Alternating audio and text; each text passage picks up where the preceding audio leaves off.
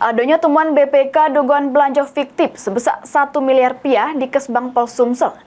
Pengamat anti korupsi nilai unsur perbuatan melawan hukum sudah terpenuhi sehingga harus diproses hukum.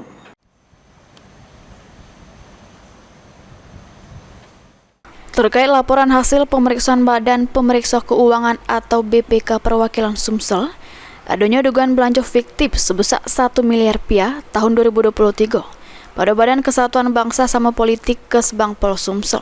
Disoroti penggiat anti korupsi dari Komunitas Masyarakat Anti Korupsi Indonesia atau Kamaki Sumsel, Vero Kurniawan ngatoke, terkait temuan belanja fiktif, nurunnya unsur perbuatan melawan hukumnya sudah ada sehingga harus gancang diproses hukum.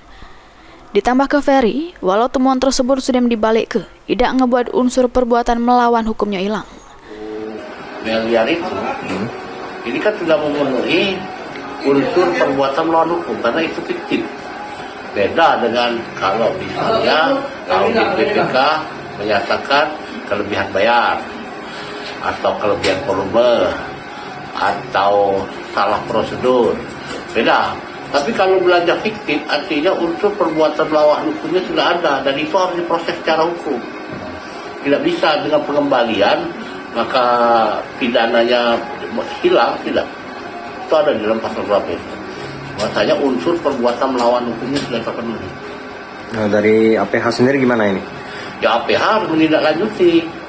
Jadi dari laporan masyarakat, kemudian dari LHP BPK itu ditindaklanjuti secara hukum. Siapa yang melakukan perbuatan itu? Karena apa? Karena belanja fiktif itu mensreanya unsur perbuatan melawan hukum. Itu. Hal senada juga diungkap ke penggiat anti korupsi dari Badan Peneliti Kekayaan Penyelenggara Negara sama Pengawas Anggaran Republik Indonesia atau BPI KPNPA Republik Indonesia Sumsel. Ferry Yandi ngatoke kalau perbuatan melawan hukumnya sudah ada, sehingga aparat penegak hukum harus ngambil sikap terkait adanya temuan BPK ini. APH wajib, karena pasal itu mengatur tidak semerta-merta membalikkan keuangan negara itu menghapus pidana, tidak. Ini kan tergantung APH-nya. Seberapa besar APH ini hebat, baik pun kepolisian, kejaksaan, itu yang kita lihat di situ. Ya kalau dia hanya istilahnya temuan membalikkan, alangkah lemah dia. Kita APH juga harus menyelusuri.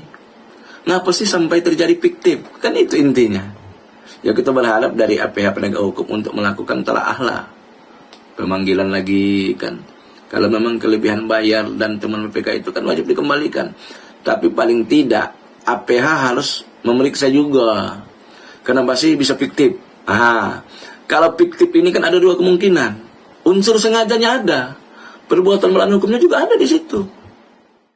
Lutfi, PAL TV.